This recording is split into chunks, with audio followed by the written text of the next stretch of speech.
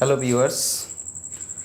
प्यारे बच्चों, देखिए question number 2 exercise 3.2। Find the measure of each exterior angle of a regular polygon. किसी regular polygon के exterior angle की वैल्यू हमें फाइंड करनी है। ईच एक्सटीरियर एंगल की वैल्यू क्या होगी। और इसमें दो क्वेश्चन है। फर्स्ट क्वेश्चन है 9 साइड्स और सेकंड है 15 साइड्स। इसका मीनिंग क्या हुआ बच्चों? इसका मीनिंग ये हुआ कि कोई रेगुलर पॉलीगन है जिसमें नंबर ऑफ साइड्स कितनी है, 9 है ना। तो उसका ईच एक्सटीरियर एंगल कितने डिग्री का होगा। और दूसरा है कोई रेगुलर पॉलीगन है जिसकी साइड्स हैं 15, मतलब 15 इक्वल साइड्स, तो उसका each angle of exterior angle क्या होगा। तो देखो बच्चों, देखते हैं how it will be solved. First part करते हैं सबसे पहले। 9 साइड्स बच्चों, number of sides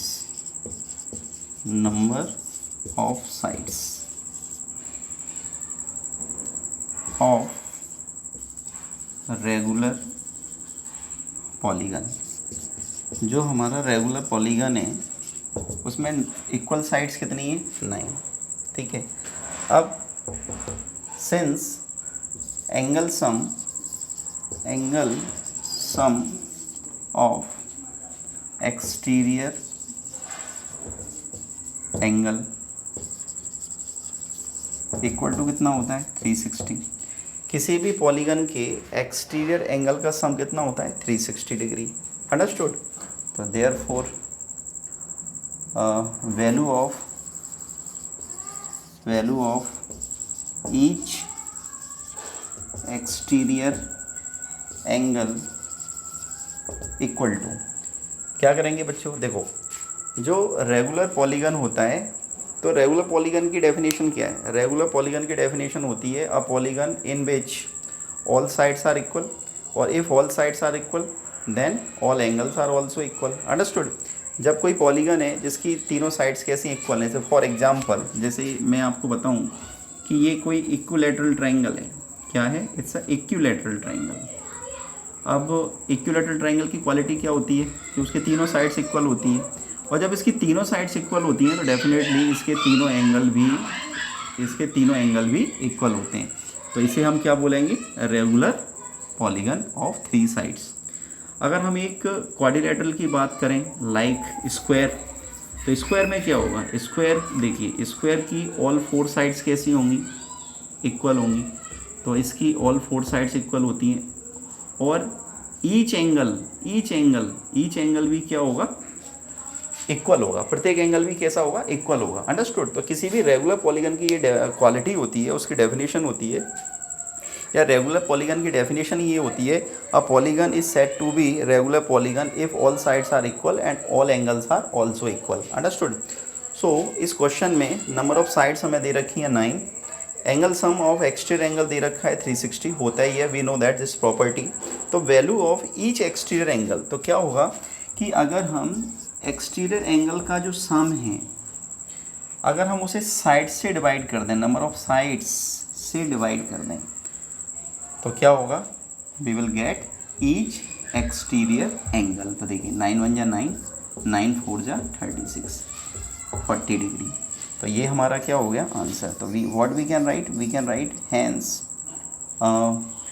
each exterior angle equal to 40 degree, है ना। Each exterior angle is 40 degree, और ये होगा भी, है ना। हम जानते हैं कि it is 100% it will be true. कैसे, नंबर ऑफ साइड्स कितनी है, 9, और एक्सटीरियर एंगल कितना है, 40 डिग्री। तो डेफिनेटली जब आप नंबर ऑफ साइड्स 9 है, ईच एक्सटीरियर एंगल 40 डिग्री है, तो इसका मल्टीप्लाई करेंगे तो कितना हो जाएगा, 360। और 360 का मतलब क्या है, सम ऑफ एक्सटीरियर एंगल। तो उम्मीद करता हूँ आपको समझ में आया होगा। सेकंड क्वेश्चन भी ऐसे ही करेंगे। सेकंड क्वेश्चन क्या है, सेकंड क्वेश्चन है 15 साइड्स। तो अब हमें एक ऐसा रेगुलर पॉलीगन गिवन है जिसमें कितनी साइड्स हैं, 15 इक्वल साइड्स। तो हमें इसका ईच एक्सटीरियर एंगल निकालना है। तो देखिए हम यहाँ पे लिखते हैं सेकंड क्वेश्चन में 15 साइड्स। तो सिंस नंबर ऑफ साइड्स या इक्वल साइड्स भी लिख सकते हैं, number of sides of a regular polygon. अब देखो यहाँ पर रेगुलर वर्ड लगा है तो वो इक्वल ही है ना, अंडरस्टूड है। यहाँ पे रेगुलर वर्ड यूज हो गया, रेगुलर पॉलीगन, अंडरस्टूड है। ईच साइड है ना is equal, every side is equal. तो number of sides of a regular polygon equal to 15। और since angle sum of exterior angle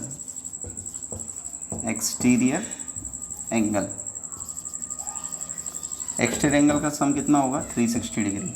तो अगर एक्सटीरियर एंगल को साइड से डिवाइड कर दिया जाए तो क्या आ जाएगा, प्रत्येक एक्सटीरियर एंगल की वैल्यू आ जाएगी। तो हम लिख सकते हैं value of each exterior angle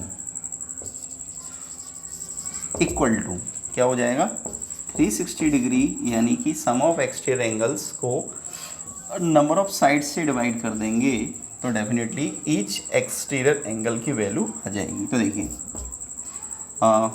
15 2 जा 30, 6 बचा 60 हो गया, 15 4 जा 60, तो 24 डिग्री। और ये हमारा क्या हो गया आंसर।